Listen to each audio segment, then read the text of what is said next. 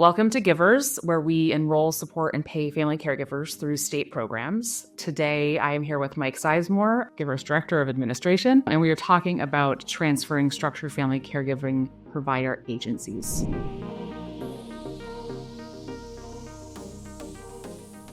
So, Mike, welcome. Thank you for coming to talk to us. I'm hoping you can just start by sort of painting a picture of what agencies and stakeholders are involved in structured family caregiving. To make this program possible, you need a caregiver, a care recipient, a case management agency, and a structured family caregiving provider agency. And I think that can get a bit complicated. Can you just sort of break that down? Sure. Yeah, be happy to do that. Again, thanks for giving me the opportunity to be on here again with you. So there are 4 entities, actually 5 if you add the Area Agency on Aging into the mix. But let's focus on the 4 that you discussed. The care recipient, or the members, we call them here in Georgia, they're the most vulnerable in this situation because if they can't receive services in the home, whether it's structured family or any of the services that are within the waivers, then their next step is institutional care, nursing home, those types of places. The caregiver is the most critical because they're going to make sure that the services are delivered for them in the home. The case management company is I like to call them the air traffic controller, if you will. They're the pathway to make sure that the services happen.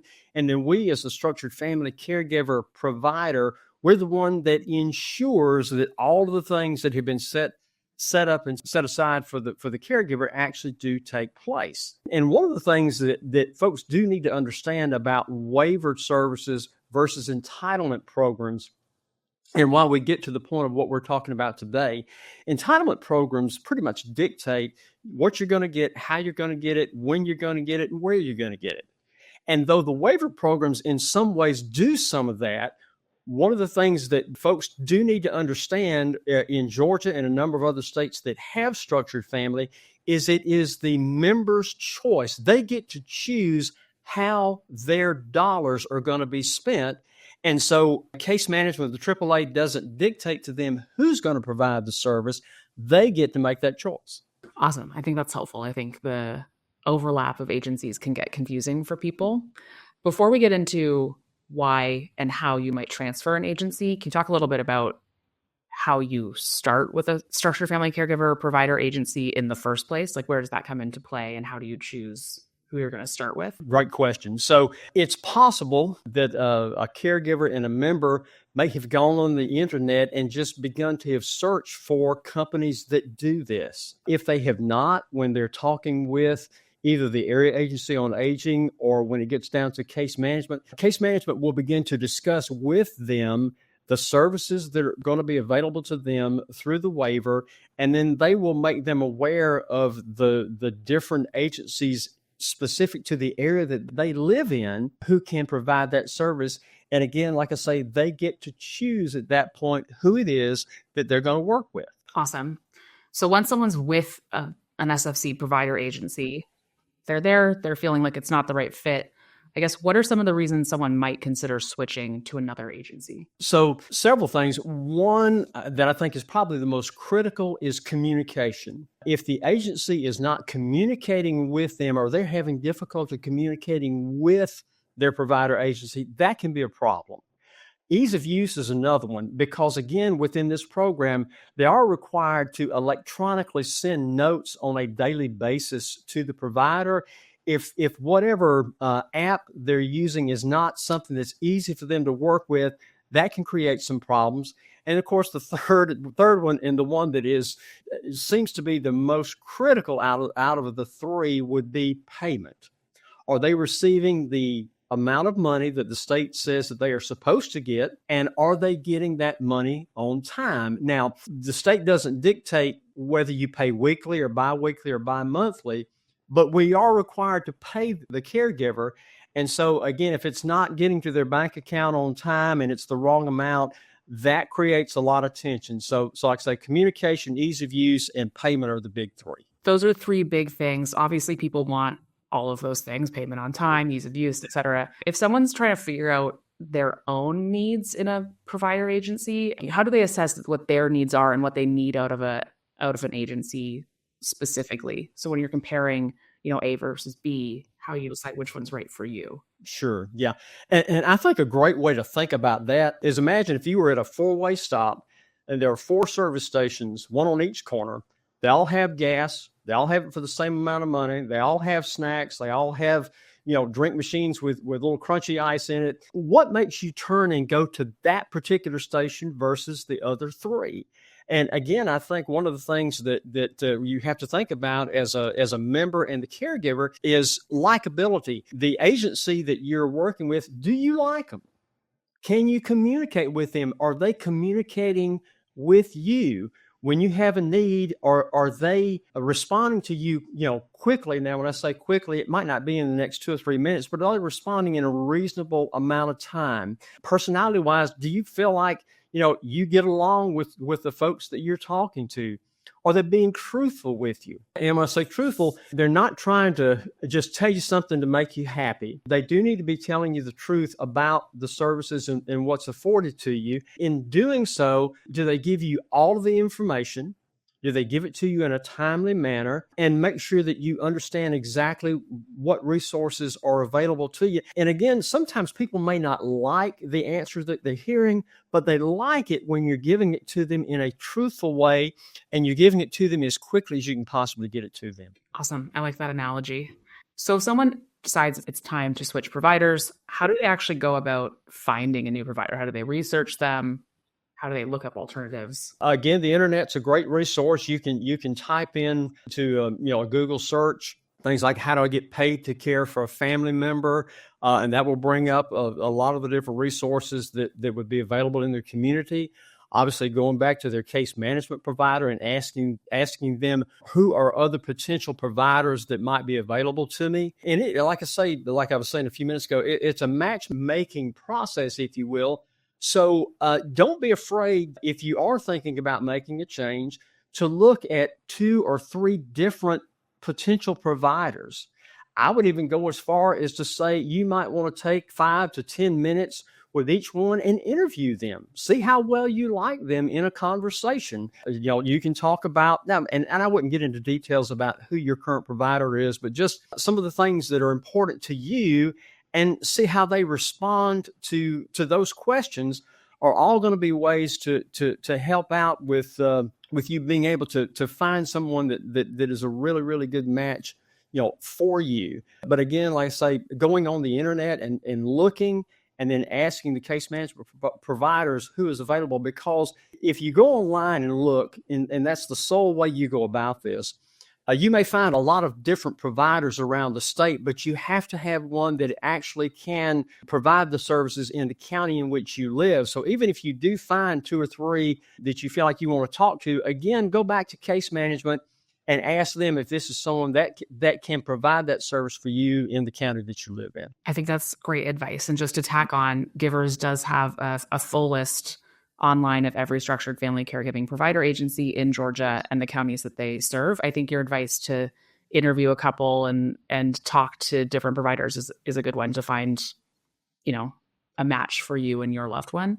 Okay, so you've decided to switch. It's time to make a change. How do you approach that with your current agency and with case management? What's the actual procedure in switching providers? So again, Georgia being a freedom of choice state, you get to pick, you get to choose who you want to work with. And again, having to be, and I hate to use the word confrontational, but that's probably the best word here. There's some issues you really, you've tried to work with someone, you can't really get past this, and you're ready to move forward and make a change. Your case management provider is the one that works through this, because they're the ones that have to get all the paperwork that new provider is going to have, make all the changes with that, and then submit it to the new provider. It is not necessary for you to have any further conversation with the current provider you're working with. You simply let case management know that you have decided you want to make a change, you've decided on a new provider, or you would like to have information on a new provider, and they will furnish that information for you. But you do not have to have a direct confrontational kind of conversation with your current provider. So that's something that's critical to know. Now, another thing that a lot of people will ask, especially case management, would be, who would you use? And they can't answer that question that way. They cannot dictate to you who to use. they can't tell you who to use or heavily suggest or move you in a direction toward one particular provider over others.